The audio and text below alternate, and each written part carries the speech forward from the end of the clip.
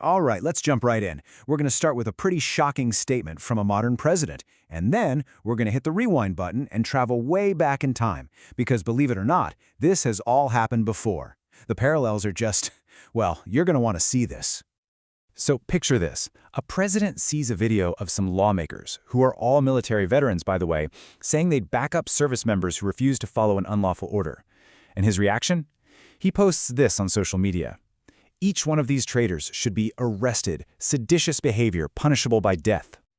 Okay, so your first thought is probably, wow, that's outrageous. A sitting U.S. president calling for the execution of members of Congress? It sounds completely bonkers, maybe even un-American. But here's the question, is it actually unprecedented?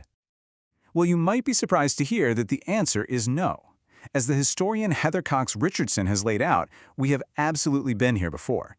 We just need to wind the clock back to 1866, right into the total chaos after the Civil War. That's right. Just a single year after the bloodiest war in American history, President Andrew Johnson got up in front of a crowd and flat out accused congressmen of being traitors, said they were trying to tear down the government, and even suggested they should be hanged for it. So what on earth was this fight about? At its core, this was a heavyweight battle for the soul of America. It was the president versus Congress, and each side had a fundamentally different idea of what the country should look like now that the war was over. And I mean, the divide could not have been more stark. In one corner, you've got President Andrew Johnson. He's a Southern Democrat, sees himself as a champion of poor white guys. Now, he hated the rich Southern plantation owners, but he had zero interest, and I mean zero, in protecting the rights of newly freed Black Americans. And in the other corner, the Republican-led Congress. They were dead set on protecting Black civil rights, on building a new America based on free labor, and making sure the old Confederate leadership didn't just waltz back into power. These two visions were on an absolute collision course. So Johnson had this golden opportunity. After Lincoln's assassination, Congress was out of session for 8 whole months. He used every minute of that time to push through his own super lenient plan for restoration. He basically let the Southern states put their governments back together, and what do you know, by the fall they'd elected the old guard, the Confederate leaders, to go right back to Washington.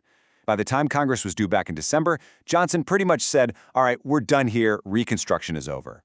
But what did this restored South actually look like? Well, the states started passing these laws called the Black Codes. And make no mistake, these codes were designed to shove Black Americans right back into slavery in all but name. We're talking forced year-long labor contracts, being banned from owning guns, not being able to gather together. They couldn't vote, couldn't sit on a jury, couldn't even testify against a white person. It was a terrifying echo of the system they had just been freed from.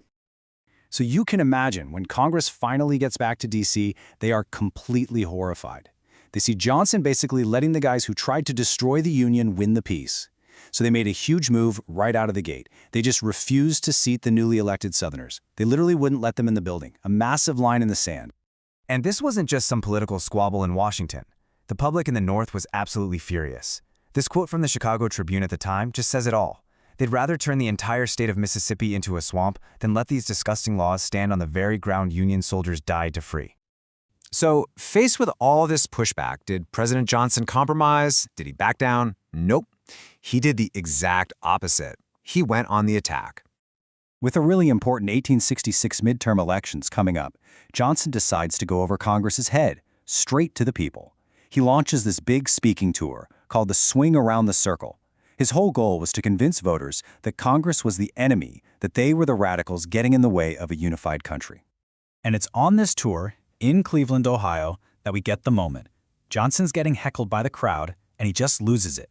He lashes out, calling the congressmen who oppose him traitors and saying they ought to be hanged. Think about that. A year after the Civil War, the President of the United States is publicly calling for the execution of elected members of Congress. So how did the American people react to all this? I mean, did they rally to their president's side, or did they listen to Congress? The midterm elections of 1866 were about to deliver a very, very clear verdict. Johnson's whole plan didn't just backfire. It blew up in his face spectacularly. His crazy rhetoric, on top of all the violence against Black citizens down south, just disgusted Northern voters. In the election, they didn't just reject the president, they buried him, handing his Republican opponents a veto-proof 2/3 supermajority in Congress. This changed everything. Okay, so now Congress has this massive mandate from the people, and they decide to go big. They don't just want to pass a few laws, they want to lay a whole new foundation for the country. They proposed something truly revolutionary, the 14th Amendment to the Constitution. The 14th Amendment was a total game changer. It did three enormous things. First, it defined citizenship. If you're born here, you're a citizen, period. This completely wiped out the awful Dred Scott decision. Second, it guaranteed equal protection of the laws. States couldn't just pass laws like the Black Codes anymore. And third, and this is key, it gave the federal government the power to enforce all of this. It was a massive shift of power from the states to Washington. But it wasn't a done deal. President Johnson told the southern states to reject the amendment, and all of them did, except for his home state of Tennessee. So Congress, with that supermajority, played its final card. They passed the Military Reconstruction Act of 1867. This was the checkmate move. It basically put the South under military rule, and it laid down the law. If you want back in the Union, you have to write a new state constitution that gives black men the right to vote, and you have to ratify the 14th Amendment. The time for negotiating was over. So, okay, a wild story from over 150 years ago. But why does it matter now?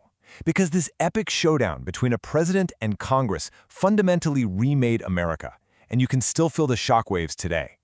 The impact was just massive. A leading Republican at the time, James G. Blaine, said it himself. This wasn't just another law. It was an event of transcendent importance that literally changed the political history of the United States. And it all came out of this direct confrontation with a president who was calling them traitors. And that brings us all the way back to where we started. The story of 1866 shows us that when a president calls his political rivals traitors who deserve to die, it's more than just talk. It forces the country to make a choice. Back then, the American people made their choice, and the result was the 14th Amendment. It's a powerful reminder that these moments of intense political crisis can sometimes lead to the most profound changes, forcing us to ask the same hard questions about power, about rights, and about the rule of law that we are still wrestling with today.